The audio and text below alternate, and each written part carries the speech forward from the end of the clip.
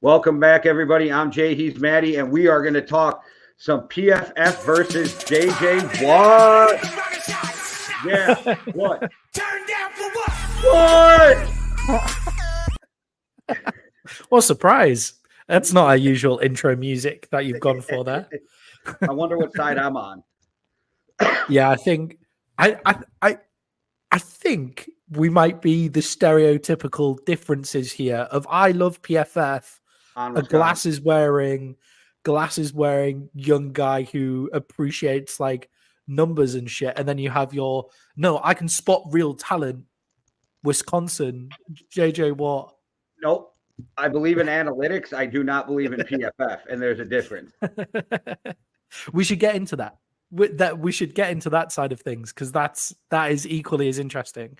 But yeah, for those of you guys who don't know, there's been PFF hate for a long time, right? Like coming out of the AJ just did it because he dunked on them on ESPN. Yeah, he's also now the owner of Burnley and has been dunking on like according to Gumpy, video replay stuff. According to Gumpy, they really got fucked and they're battling to stay in the Premier League. And what happened was one of the players ran into the goalie and then the other guy scored, which I don't know a lot about this, but that's supposed to be a penalty and not legal. And they ran the video replay and you can hear the video replay guy's explanation and it's complete bullshit. And so not only JJ, but a bunch of the soccer world was pissed off. Yeah, it's like obviously not very many people give a shit about Burnley. The only reason that it's ever talked about in the US is because of JJ Watt in it, right? But basically what happened with that one soccer team this year in the US. Not Wrexham. No, it's because of JJ Watt. I feel like Wrexham though, because of Ryan Gosling and no, it's because Pat's so big and JJ's on there every Tuesday or Wednesday, whatever day. Oh, is he on Pat McAfee all the time now? Right, okay, that makes way more sense as well. Yeah, once a week he's on Pat. I was like, how did they roll in the Burnley stuff into the PFF stuff? But yeah, JJ Watt has been on Pat McAfee slagging off PFF and is just one of the latest players to come out and slag off PFF. And then me and Jay realized that we have extremely opposing views on the use of PFF in American football. So yeah, I do remember once PFF Sam was. That's Sam Munson, but he goes by PFF Sam, once told me that there was a trade that wasn't very good. And it took about 8 weeks, but I finally got him to admit he was wrong on Twitter, X, whatever you want to call it. What's funny about that is he, on the PFF podcast 2 days later, he said, it is a better trade. And I was listening to it, and I wouldn't have thought for a moment that there was anything wrong with that. Until I'd realized like you two had been arguing about him calling it a push. Oh, yeah, and people were just fucking tagging me every time he would respond. Like Shug from OTH and other people would just tag the Yankee and the Brit. And I don't go on Twitter much ever. And I would argue back and forth, or like Hawkins had that huge game, and so I had to be a smartass, and I went on that and commented again. Wow, looks like that was a push. And then I gave Hawkins numbers, but. It took a while, but to shut me up, and I'm pretty sure that's all it was, and the people tagging me in it, he finally admitted he was wrong. Yeah, I think that's what I do like that about. I think I like the PFF show. I do like the PFF database, but the PFF show is more my favorite thing because they aren't like they aren't like the shouty shows where they drop what they say, then they leave it, and then you can't hold them accountable for any of it. Like the PFF guys, you can go to their Twitter and they'll talk to you, and also like they will change their opinion if they say what we say actually on this show. If there's new data available, I'm allowed to change my mind if there's new data. But also Colin Cowherd and Nick Wright say that as well. So so that's always a worry when you're joining in with those two. Yeah, I just agree with the fact that there's an argument that they're a proprietary stat that's owned for profit, and that's 100% what they are. And it's a bunch of guys sitting around, and JJ said this, that have no idea what the defensive back or the receiver's responsibility is, but then they're going to go and grade them off of it when you have no idea. Like I sent you a video of DeMeco Ryans. I don't know if you watched it, where he tells the DB in that playoff game exactly what to do before the play, and then he picks sixes, right? Yeah. PFF has no idea about any of that when they go in to do that kind of stuff, and I get it. And the fact that it hurts players in their contract negotiations is absolutely ridiculous. I think that's the big thing with PFF. I think the reason that players hated so much, I think they would just count it as kind of outside noise and like the Mets. I think they would hate it, comment, and move on if it didn't affect them. Yeah, but it affects their contract, is what because from a numbers point of view, I do think PFF it does provide valuable data points. I do think it does grade like certain positions. I think it grades excellently. I think it's very good for O-line grading, weirdly, and for like players coming out of the draft. I think they do an excellent job with players coming out of the draft. Quarterbacks, every time you look at their quarterback rankings, I can always see something wrong with it. Like the quarterback, like top 10 quarterbacks, I'm always a bit like, I never ever agree with their top 10 quarterbacks. So I think it is a position by position metric, and I do think they do provide a valuable data point. The fact that it's written into players' contracts, like you need to get this certain PFF grade, and then the NFL teams pay NFF for their services. The NFL teams pay PFF for their services. It's that the GM will go, well, if you look, these 5 guys are considered better than you. And it's also how they rate, well, that ball could have, or that was a ball that could have been intercepted. So they mark it. Could it? Because nobody did intercept it. So, like, who the fuck are you? And you're making a judge where it's a meritocracy as a league. Like, sports are what happened, not like what could have happened. There are certain stats that I do think are quite arbitrary in the NFL. The greatest quarterback, arguably the greatest rookie in NFL history at quarterback, got rated in the 70s for his playoff win. The CJ Stroud, that's what brought this up, by the way. Like, the CJ Stroud rating is the big thing that like caused this, and everybody's saying like, oh, CJ Stroud got rated so harshly. 170 is still a pretty solid grade. Like, it's a pretty good grade. There's also the aspect in this that PFF Bobby Slowick, the offensive coordinator for the Houston Texans, used to be an analyst for PFF. So, and if you listen to their podcast, so did Staley. Yeah, so did Brandon Staley. So, but like, it's interesting if you Bobby Slowick has proved that and also Brandon Staley was an excellent defensive coordinator as well. He's just a terrible, terrible, terrible head coach. I don't think Bobby Slowick should be a fucking head coach, by the way. Just putting this out there. But if you listen to them on their podcast, PFF, which I would be interested to know, I don't know why the fuck JJ Watt would do this, but I would be interested to know if he's listened to the Explain the Grades and stuff like that. If you listen to the Explain the Grade he actually sat down with them once and they went through how it works, and it's all bullshit. What I think is almost a throat. Yeah, they went through him. They went with him how his grade works, and he said it was. No, if you watch the Pat McAfee, he said I've sat down with them and they've explained how the system works, and it's all bullshit. And that's when he went on to lose his mind about how are you going to tell me that wasn't a catchable ball, or like they grade you down as a quarterback and a receiver because somebody supposedly missed a tackle, but they don't take into account the move that the guy put on him to make him miss the tackle. Or that the scheme itself put the defender out of position to make the tackle. Yeah, so where PFF is interesting and a fantastic data point and a really great database, like I think the problem is when people decide that one database is the entire thing that they're only going to use. Like, we're only going to use this data point and that's it. Like, that's a problem. But I think that it does provide a really good reference point in certain data.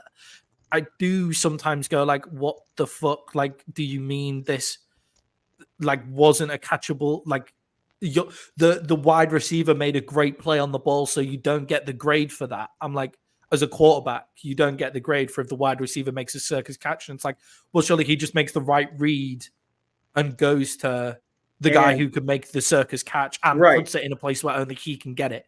So like you make the right read. If you have Randy Moss or JJ or Chase, right? Of course, it does. You can throw it into a spot that guy's so athletic that he can go up and grab that thing, or it's an incompletion. Yeah, the reason it's the circus catch is because you're putting it in the place where the defender can't get it because you know your guy's more athletic.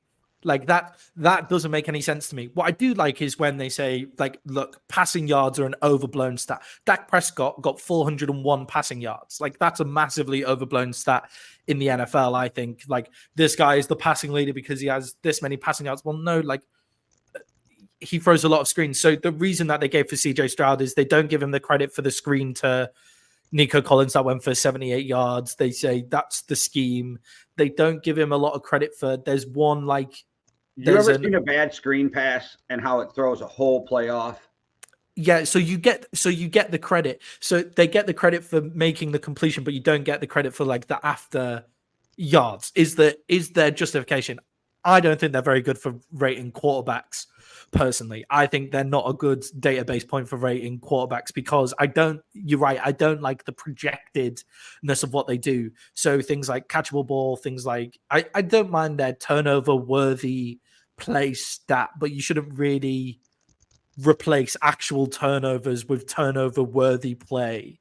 Like, the reason that GMs do that, the reason why GMs do this is because it goes, and why they're a really valuable data point to go alongside the traditional data points as well, is they sort of, like, give context to a lot of the other data points. So if you have, they're only using them when they can try to drive your contract down. Drive your contract down. Exactly. That's why GMs use them. You know, they're not in a meeting with Justin Jefferson going, well, PFF has you as the best wide receiver ever, so we're going to pay you more than what you asked for. Like, that's never exactly. So it's to drive the contract down. So in the GM world, like, I think it's a valuable thing for picking up players and a valuable data point for saying, should I go get this guy? Should I go get this guy? What does PFF say? What do our stats say? What do our scouts say?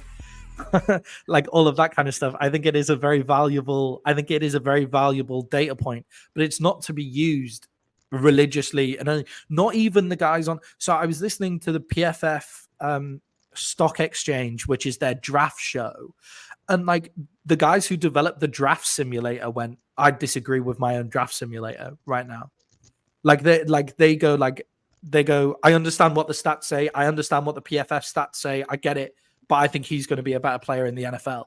So it's like, if you listen to the podcasts and you listen to everything outside, they don't use it religiously. It just provides an extra data point for analysis, which I think is very good. And I like it provides context to certain aspects of the game.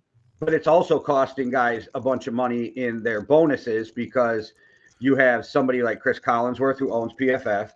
They'll throw that graphic up in the middle of a game and they'll say X player is the best player. And now all of the fans run and vote for that player for the Pro Bowl when he's not really the best player. So player X gets fucked by missing the Pro Bowl and loses out on $2 million because of PFF. Or everybody punting. Barely anybody understands punting and kicking that watches the NFL. So you have somebody like Al Michaels say, this punter's shitty. Then they all think he's shitty. So you put up a PFF graphic that says, oh, he's the 7th best punter. And you're like, well, fuck this guy. But if you look at, like, what the team's trying to do, so the guy they said was shitty actually has the most punts within 20 yards or has the least amount of touchbacks because they're not taking into account that they're punting from fucking closer or farther back than other punters. And next thing you know, this guy makes the Pro Bowl and the other guy who should have misses out on $250,000, $500,000. And that it's becoming a problem. I think that also boils down to stop letting fans vote for the fucking Pro Bowl. Fans are fucking stupid. That's ridiculous. Like, fans are stupid. How is it vote for the Pro Bowl? How is it that AJ Hawk, who has a chance of being a Hall of Famer when his time's up next year, and leading tackler for the Green Bay Packers and has been an All-Pro, has never made the Pro Bowl? Yeah. Don't let sports writers and reporters and journalists and whatever vote for the MVP. And don't let fans vote for the Pro Bowl. They started the award. That's why they get to vote for it. So it's a weird thing because it's not from the NFL. It's from the Associated Press. Okay. There should be then another level of, like, there should be another level of award then where it's like, And then where it's ESPN like started the player's SB. player. So what's more important, catching an SB or catching Associated Press? I don't fucking know. Like, but Yeah. we've made it. I think people don't realize that the MVP does not come from the league. The Defensive Player of the Year does not come from the league. All these come from the Associated Press, which is, it started, I don't remember when it started, what, the 60s or whatever, 50s, but it was the writers, because they all actually witnessed the games back before we had internet and TV. And so we don't change with the technology, which becomes a problem too. Yeah, so it's like a lot of things like ESPN, Fox, the Associated Press have plenty of say outside of the NFL coaching rooms on what guys are worth, and ends up that kind of a lot of the time ends up on what they kind of end up getting paid. At least PFF is coming with some sort of data. Like, I don't think it should really affect their contracts as well. I think contracts should be your coaches deciding how much worth this player is, and it shouldn't be affected by an outside body. They should have their own analysts creating the type of data that PFF give. If QBR was not owned and manipulated by ESPN, it would actually be better than a passer rating. But because they can manipulate it for their argument's sake, it becomes invalid. And then, therefore, it's not even oversight by the NFL. The NFL should stop giving it during the games, definitely stop giving life to anything that has not been through the NFL. Like, the oversight has not come through the NFL. So like you said, the NFL needs their own form of PFF, and they need their own form of QBR with NFL analytics people who get paid only by the NFL and the Players Association. So they're 50-50, so they have no bias to either side, and just lay it out. The NFL has so much money, and they don't do the things that would make things better. It's always wild to me. So the NBA is always a progressive league, as like, we're going to try to cut off a problem before it happens, right? The NFL is such a reactionary league, and they don't do shit till something's already completely fucked. Yeah, and I like the data points that PFF provide. I do think, like, I don't think they manipulate it for their arguments, because weirdly, again, when you watch the show, you've got to remember that these guys aren't on the big shouty TV shows. They have their own, like, no, but the manipulation comes in for like things. Sunday Night Football with Collinsworth. Like, they manipulate all of football by sharing those in the middle of the game, and like, what the fuck are you doing? Yeah, and your personal opinion can come into those stats, which it becomes a problem. Like, that should have been an interception to you. It should have been an interception. The guy who's never played in that scheme, the guy who's never coached a game, the guy who's sitting in front of a fucking TV screen at PFF. That's my issue. Yeah, you need to give data points on your data points as well. So if it's so again, I don't think QBs are the best people to be ranked. They're fantastic for defensive linemen and offensive linemen, especially coming out of the draft. Wide receivers, they're fucking great on, because they see through like a lot of the, like, Tank Dell was one of their top wide receivers coming out of the draft, and obviously the NFL pick him in the third round and whatever. And that Tank Dell is who they were really high on, and he comes out and is amazing. They're fantastic in those positions where there's so much like bullshit stats, like sacks. Sacks is a weird stat for me. Like, I don't think sacks is that big of a stat. Like, pressures is more important than sacks, because there's so many arbitrary things that goes into a sack, right? Like, how good is the offensive line how good are the offensive lines that you're playing? But how good are the quarterbacks that you're playing? Pressures, and JJ Watt said this too. If you're getting tons of pressures and you're not getting sacks, there's a problem. Yeah, I think I think it would be a team problem though, if you know what I mean. So like Myles Garrett and TJ Watt are awful examples. Micah Parsons is a good example. So Micah Parsons gets loads of pressure, but doesn't get the sacks because he gets so much pressure. He's getting held all the fucking time. Like, there's so many there's so many things like in that conversation. And also it just means everybody runs away from Micah Parsons. Like, everybody just goes away from Micah Parsons. You're going to struggle to do that on the Browns. Like, Myles Garrett's sack numbers this year and his play is excellent because he has help me out. Guy on the other side, defensive lineman, Zadarius Smith. Yeah, Zadarius Smith on the other side, which pushes the pressure back in. I mean, like, so it's an interesting, like, having those data points are great. if you like PFF as a GM, if you like it, you can get your own. You can pay for your own guys. I imagine Jerry Jones, if he likes PFF as a general manager, Jerry Jones can pay three PFF analysts more money than Chris Collinsworth can to bring them into the building and only do the stats for the Cowboys. Jerry Jones, like if it's something that you like. Jerry Jones is older than Dumbledore, so I'm pretty sure he doesn't go with PFF. He's like, yeah, I think he might be one of the least PFF guys in the league. But like, you know, if you're Mike McDaniels, if you're Bobby Slowick, when you go to the next job and you really rate PFF, like, so say Bobby Slowick goes to. But is it the PFF that he's really behind, or is it the analytics? Because they're completely two different things. Because so if you like the data points, but. See, analytics I would say that PFF is fact-based. I would say analytics shows that if I go for this on 4th down and 1, that X amount of times I am going to get it. So the percentage tells me if I should or should not do it. Where PFF is, well, that was a catchable ball, or that was an interceptable ball, or that screen doesn't count as much, even though they don't take into account that the scheme actually and the quarterback, what the quarterback does pre-snap, caused that screen to be set up perfectly to get the touchdown. Like, so that there's a lot more subjective. Yes, but if you believe was the word I was looking for, and my brain wouldn't get to it.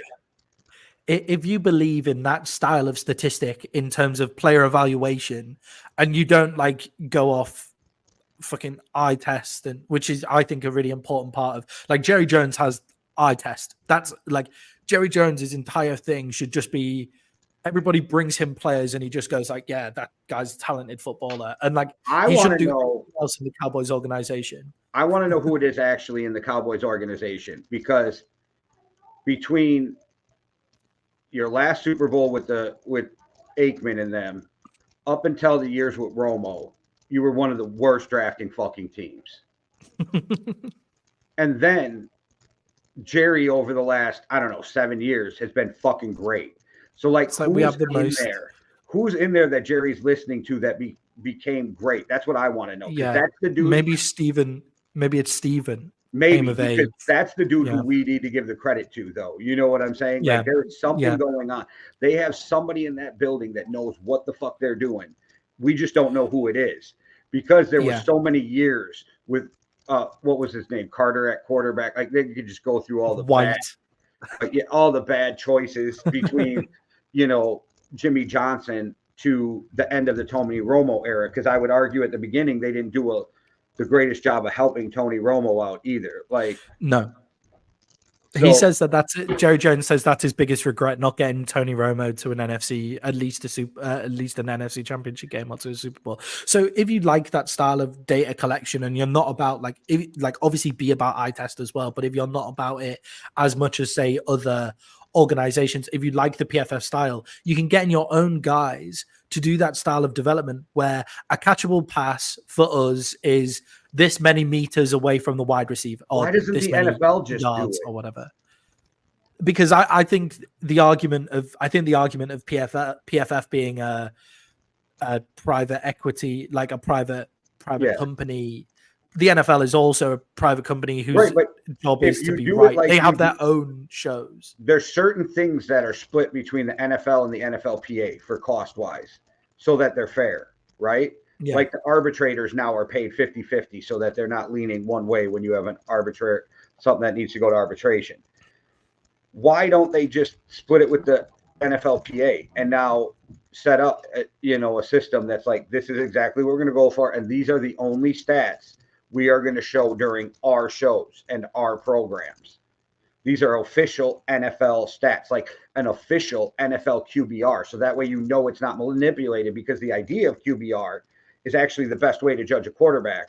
But because it can be manipulated, we all have to go off the NFL passer rating, which is not the greatest, because that just shows how well you are throwing the ball, and there's so much more to being a quarterback. Yeah. So if the NFL would do QBR that's official NFL and not ESPN's, I think people would respect it more. You know what I'm saying? I think players would actually respect it more too, and be willing to listen to the criticism if it was coming from a person that's not making a profit off of the idea. Well, I wonder if you buy out. I wonder if the NFL and the NFLPA they buy out PFF, so you keep the same like idea of the data point collection.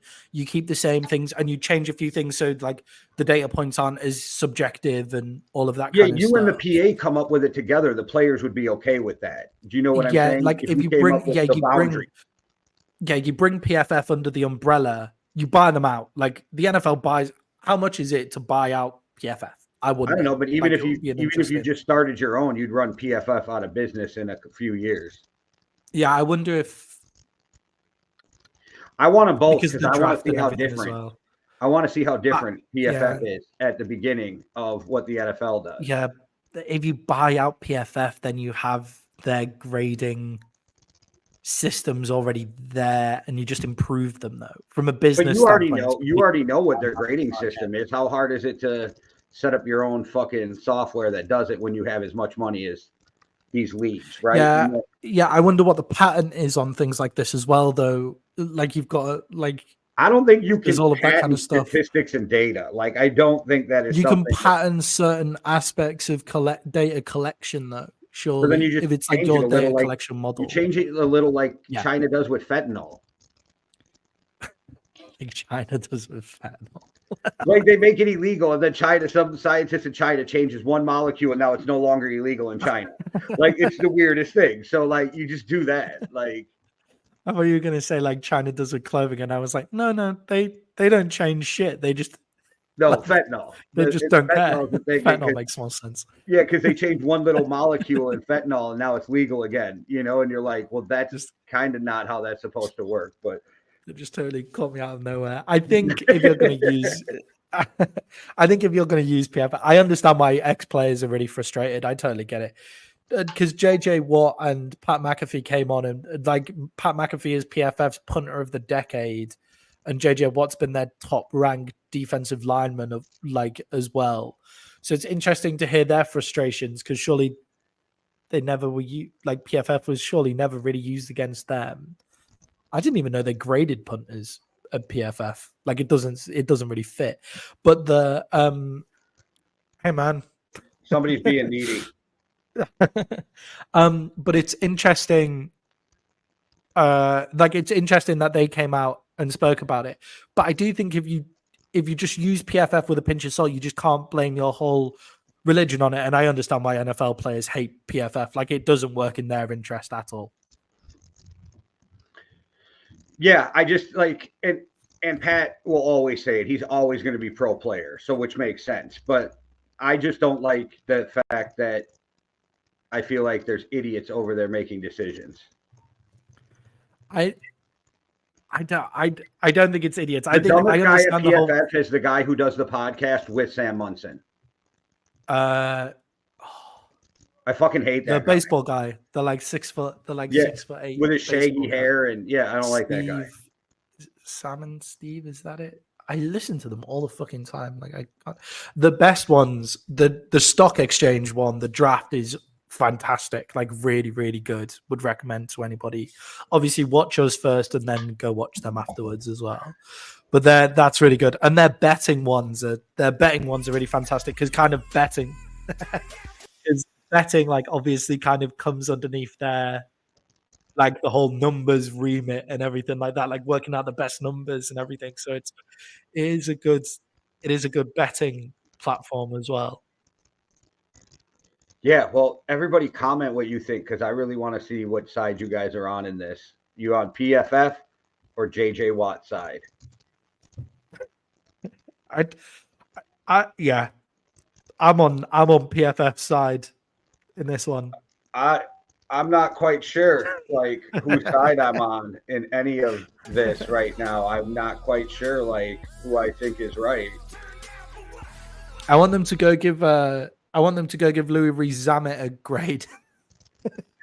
I don't know what on. I don't know how they'll grade him, but all right, that was the comment had me fucking laughing. I actually have to rewatch the show because I was more into the comments than what you were saying.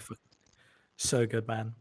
We always love when guys come on and comment. I need to stop doing those solo shows live because I just get so derailed by comments like I told instantly. you in the comments, Smoke comes with a machine gun. Like he doesn't when he takes shots, he comes with a machine gun. Like when we do the show together, though, I wonder like what it is, because when we do the show together, it's Dak blows, and then that's kind of it. But then when I do a solo show, it's just like the whole comment box. They ran so like when we're on together, or when the guys do MMA Underground, it seems like they're actually listening to what we have to say. When you're solo or the guys do Well Beyond the Arc, it seems like they're in there just to troll. Yeah, it's like I'm like sat there just like you just don't.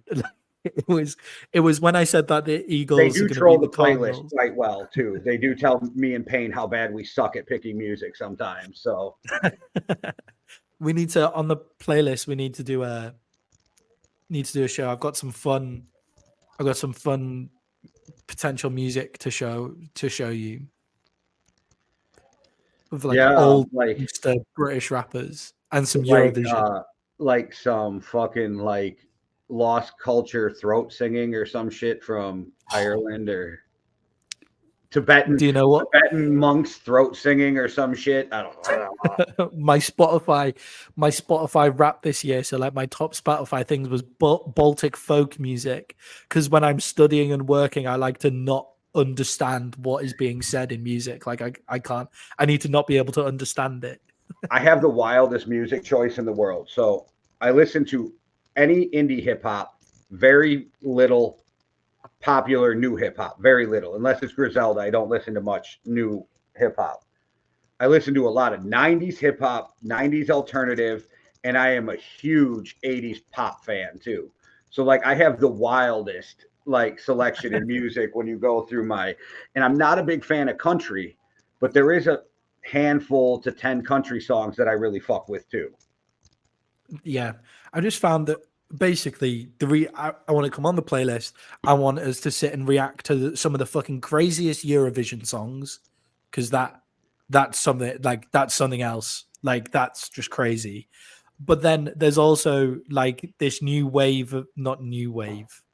this new trend in like British rapping, but it's like more British social media, where it's like really old, like Cockney style gangsters go like they start rapping, and these guys are like 70, 80 years old, and it goes so hard. Okay, I gotta watch that, but I gotta tell you, when it comes to UK hip hop, JK, H, what the fuck is his name? Mike, I can't fucking remember his last name. There's a handful of fucking dudes from the Britain who are gonna, and I really think are gonna, in some point, make a huge splash in the US with their hip hop. But what I like about British hip hop right now is it's literally split between fucking grime and drill. Like, yeah, Manchester's grimy as fuck, and London is drill. London's all drill. Yeah, it's wild on how it's so split in the UK. We should react to Blackpool Stormzy. Grime as well. Stormzy was the guy I couldn't fucking. Right, okay, that's who you're going for. I was thinking it's probably Stormzy, but I was like, oh, Mike. Who's Mike? Mike Stormzy, but he calls himself Big Mike in all the music, and that's all I kept hearing because me and you were talking about Mike McCarthy, and I always call him Big Mike, so Big Mike stuck in my head. Yeah, Skepta as well. He's I like Skepta. Look, as you can tell, guys, by the way I'm talking about this, not massively into grime or whatever, but I like listening to it, like as it goes on and stuff like that. But honestly, H is one of my favorite. I'll show you some. H is one of my favorite, and he's from Manchester. He's one of my favorite hip hop artists. Really, it's interesting. I'm not as keen on H. I do like J. Cole. He got just crushed by Americans for doing that halftime show too, and I was like, "Damn, y'all just some haters." The London halftime show. Yeah, he got fucking murdered on social media. That didn't go too well. Yeah, it's better than when we had like Led Zeppelin the year that I went. Well, and I think it's really cool now that Ed Sheeran's bringing light to all of them dudes by doing music with them, because Ed Sheeran's so huge. when you have H on your song or JK or Stormzy, the rest of us in the US are actually like the people who don't already know who they are going to hear more of them. And that's why I think they're going to blow up here at some point. And it's going to be due to Ed Sheeran giving them a platform. But people don't realize, I don't even know if UK people realize how many songs Ed Sheeran has with Eminem and 50 Cent. We know. Like I know. Eminem and him have like half a dozen songs together. And I think River is the only one most people know over here. Yeah, so Ed Sheeran used to have a stutter. And the way that he got over his stutter is by listening to and singing to Eminem.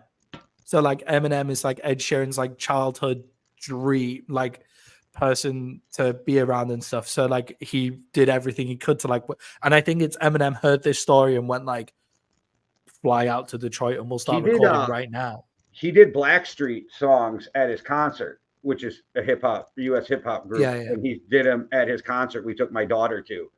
So that was pretty wild too, that he was singing hip hop at those. Ed Sheeran's basically a grime. If he wasn't the whitest, most ginger guy ever, and had the talent for making a lot of money, he'd be like a grime. He'd be a grime artist. Like I think he likes grime way more than his own music. Like when you listen to his actual music. Also, that's odd though. Garth Brooks always says he likes heavy metal way more than he likes country. Yeah, it's like people make the music that makes the money, right? Like I don't hate people for like fucking Ariana Grande is probably one of the most talented singers like I've ever heard in my entire life, and her songs are trash. Like she just makes total garbage. I don't like country. I would sing country if you paid me. And it's another thing is I can recognize talent without liking their music. So I recognize that Drake and Taylor Swift are super talented. I don't like either of their music. Yeah. Interesting fact about Ed Sheeran. So he has started to sponsor his childhood football club, Ipswich Town. So he's from in the UK. We know that because of the Eminem song. I'm from a town of Ipswich. Oh, okay. Right. Okay. Cool. Yes. All right. Yeah. So he started to sponsor them. He sponsors their kit with his little like album numerical stuff. The mathematics tour sponsors Ipswich Town or whatever, and now they were in League One last year, so the league below Sunderland. They got promoted into the same league as Sunderland this year, and then 3 days ago they beat Sunderland and a second in the fucking championship, so could get promoted to the Premier League. Since Ed Sheeran started sponsoring them, they might have got like, what does this guy do? It's like Taylor Swift as well. It's like, how? There's just certain people. Money, man. Just like, and got the money. Yeah, and also like Elton John, like watching him and Elton John watch football games together is fucking surreal. I read Elton John supports Watford. I read something that he owns a spread where he lives that's bigger than some of the like cities around him. Ed Sheeran. Yeah, like I don't think it's land that's bigger than the places around him. Yeah. If you're in Norfolk, then maybe, but that's just because everywhere in Norfolk is tiny. Like Norfolk is like even if it's farming a small town, and to have that much of a spread, because he said in an interview, like besides his hometown, he can't go out anywhere, but in his hometown, they kind of leave him alone. Yeah. So he just stays like.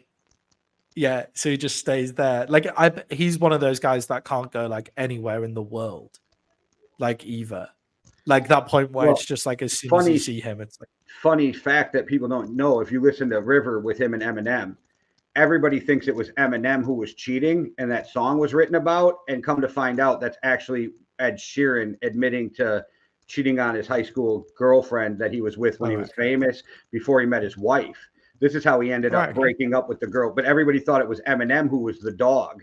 And come to find out it was really Ed Sheeran who was the dog in that story, right? So that's kind of funny, too, because we just assumed it was Eminem. Now, we'll get to this during the game, but I got to say this before we go when we do the preview. If Detroit Stadium goes completely pitch black, a spotlight hits that tunnel, Eminem starts walking out with a microphone singing Lose Yourself and the Lions are behind him, it's over. It's over. The game's over before it started.